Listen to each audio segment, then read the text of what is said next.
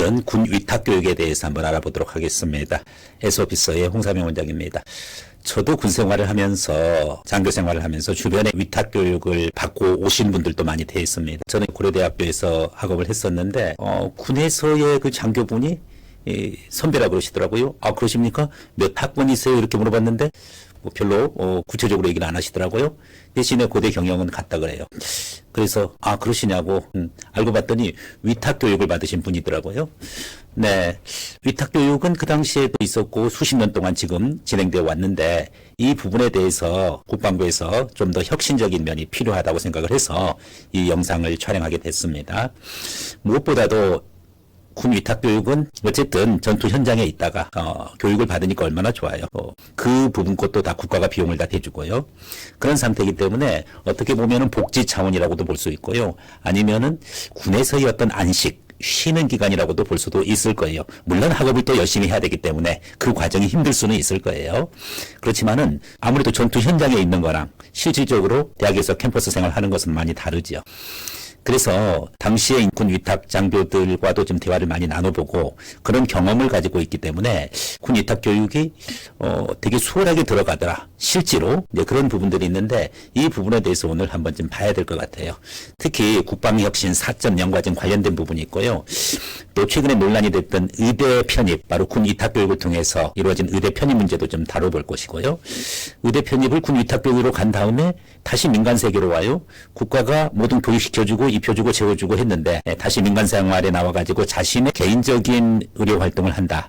이 부분에 대해서 정당성이 있을까? 이 부분 것도 한번 좀 확인해 가보도록 하겠습니다. 이 부분이 국방혁신 4.0과 또 어떻게 연결되어서 우리가 개혁을 해야 되는지 이 부분에 대해서도 한번 살펴보도록 하겠습니다. 무엇보다도 지금 위기의 이중주 이렇게 이제 얘기했는데 국방개혁 4.0에 이제 필요한 이유 부분이 있어요. 지금 어차피 저출산 다 아는 사실이고요. 거기에 따른 병역 자원이 급감하고 있습니다.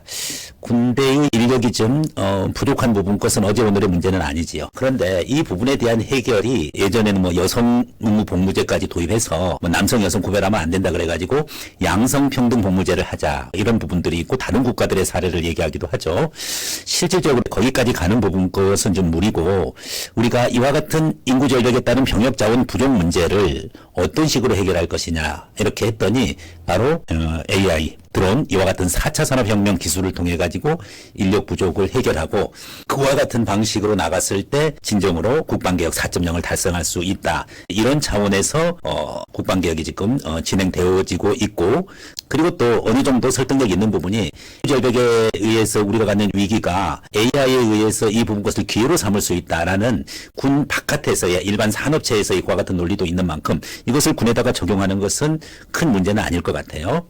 자, 그런데 과연 군 편입, 위탁교육 편입이 기본적으로 지금까지 어떠한 특성을 갖고서 진행되어 왔는지 이 부분 거 먼저 확인하고 구체적으로 살펴가 보도록 하겠습니다. 예전에 그 사관학교 출신들 대부분 다 이제 좋은 대학으로 갑니다. 스카이 대학 좋은 대학으로 가고 거기서 위탁교육을 받고 나와서 자신이 위탁교육 받은 그 시절 또 얘기도 하고 받는 교육 기간 동안에도 또 같이 대화를 좀 나누고 그랬습니다.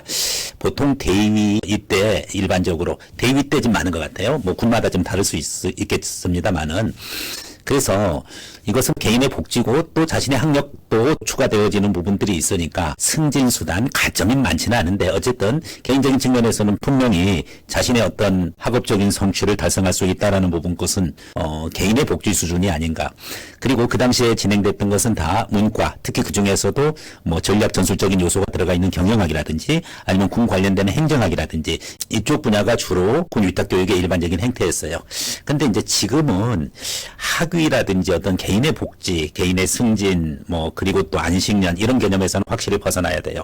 우리가 나아가야 될 부분 것은 군에서의 교육의 한계를 극복을 하고 전투 수행 능력, 즉 임무 중심으로 실전적 임무 중심으로 이렇게 변화돼야 되고 여기서 우리가 필요한 부분이 바로 핵심 전력과 R&D 역량을 배양해서 첨단 과학기술 분야로 이렇게 배정을 하는 쪽으로 가는 부분이 국방개혁 4.0이고 그 부분이 바로 위탁교육 교육에서도 행해져야 된다 하는 일반적인 논리를 좀 가지고 있는 부분들이에요.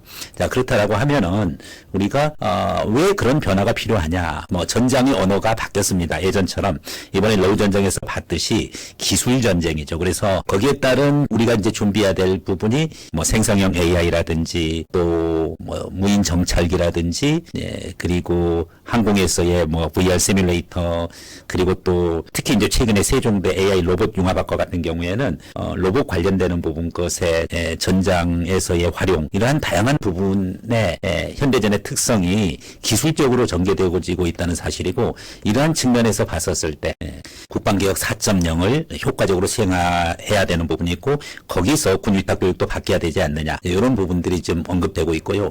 그래서 대학에서 이제 국방부와 개혁학과를 통해 가지고 특히 이제 세종대학교가 활발한데 세종대학교는 이런 군 위탁교육 말고도 군과의 개혁학과를 육해공군 모두 심지어 해병대까지 육해공군 해병대 다 개혁학과가 있어요. 육군에 이제 세종 사이버 국방학과 세종대 사이버 국방학과가 있고요. 육군과의 개혁학과 해군과의 개혁학과 국방 AI 시스템 공학이 있고요.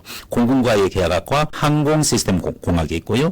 그리고 또 이번에 해병대와의 개혁학과 국방 AI 로봇 융합학과 세종대학교는 이런 일반 대학생들과의 개혁학과도 군이랑 대부분 다 체결되어져 있고 그리고 위탁교육으로서 국방 AI 로봇 융합 기준으로 방산 연결해서 문제 해결 교육을 하고 있다. 그 다음에 국립대죠 한밭대학교 역시 우주국방 첨단 융합학과 대전의 국방 클러스와 연결해가지고서 위성통신 부분 것에 특화된 그와 같은 대학들 또한 역시 산업, 대학 그리고 연구 그리고 군, 산, 학, 연, 군 협력 모델로 이렇게 진행되어지고 있는 요소들이에요.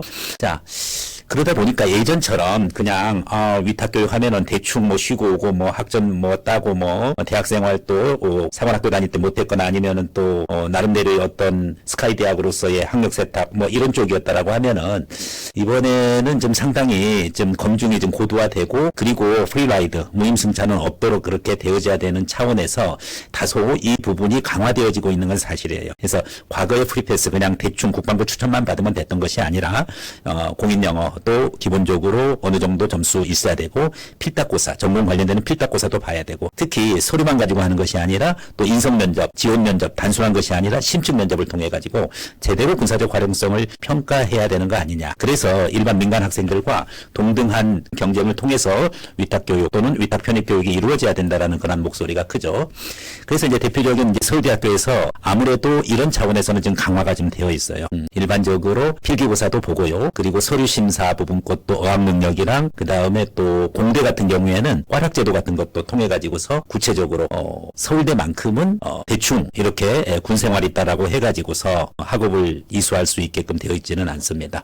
심지어 조문이 미달되어도 점수가 부족하면은 선발되지 않겠다 하는 이제 이와 같은 그 기준이 적용되어지고 있다라고 보여지고요. 반면에 이제 연고대는 좀 다소 부드러워요. 어차피 정원 외 소수 선발이고 정원 외 소수 선발이고 이제 그런 부분들인데 뭐 다른 대학보다는 좁은 문일 수는 있겠죠. 그런데 일반 학생들이 연고대 가는 거랑 군 위탁으로 가는 거랑은 뭐 아무래도 훨씬 군 위탁이 수월한 건 사실이죠. 학업 계획서라든지 그 다음에 또 자신의 어떤 직무 적합 부분 것을 잘 어필하고 이런 부분 거면은 연고대 충분히 지나갈 수는 있습니다. 물론 뭐 다 합격하는 건 아니죠.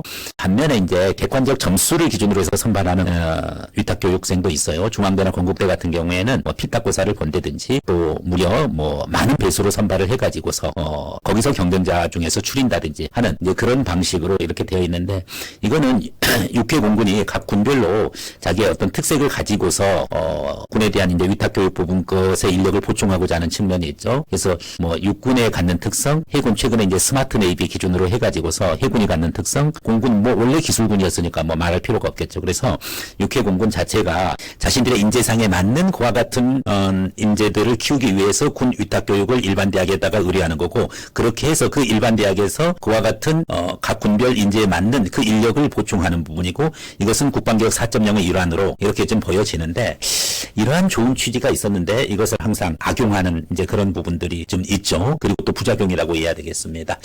네, 이러한 군 위탁교육 시장, 또 군 위탁교육, 군 위탁 편입 시장에 있어서의 그림자 바로 학위 세탁 문제와 그리고 쏠림 현상 부분이죠.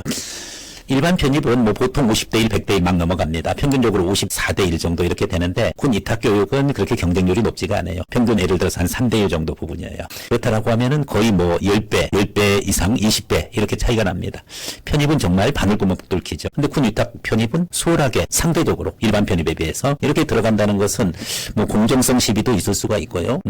예, 그런 부분들인데 뭐 아무나 그래도 3대 1이면 뽑아주는 건 아니기 때문에 이 부분 거에 대해서 또 군에서의 장교들은 나름대로 학위 세탁 과정이 있어요. 이거는 꼭 군뿐만 아니라 일반 대학생들도 마찬가지예요. 그래서 자기가 이제 학점이 좀 안 좋다 학교 다닐 때 또 사관학교에서의 성적이 좀 부족하다 아니면 군에서의 어떤 커리어가 좀 딸린다 이제 이런 경우에 있어서는 가능하면은 일단은 학점을 좋게 받아가지고 그것을 커버하려고 하는 거죠.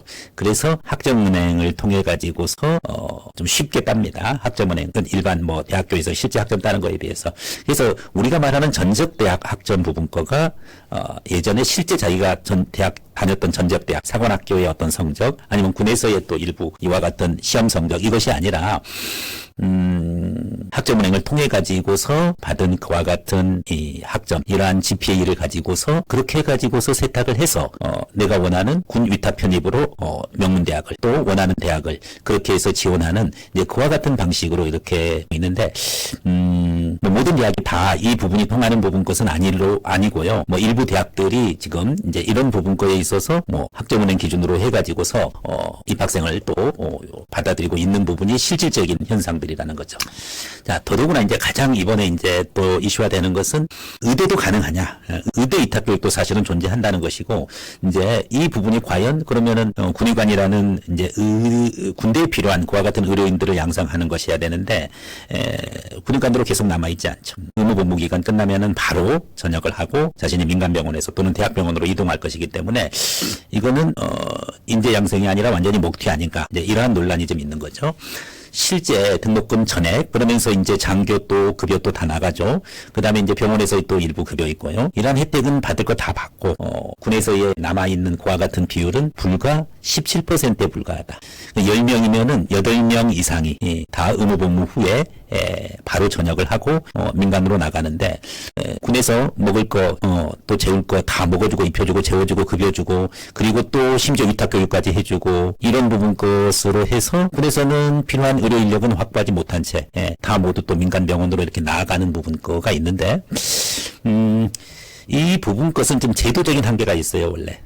위탁교육이라고 하면은 그 위탁교육을 받은 것에 비례해서 군에서 의무적으로 복무해야 되는 것이 있는데 해외에서 위탁교육을 하는 경우에는 위탁교육 받은 기간의 2배를 있어야 돼요. 예를 들어서 4년간 내가 해외 유학에서 위탁교육을 받아서 해외에서 교육을 받고 들어왔다. 그러면 4년 곱하기 2 하면은 8년을 추가적으로 의무복무를 해야 돼요.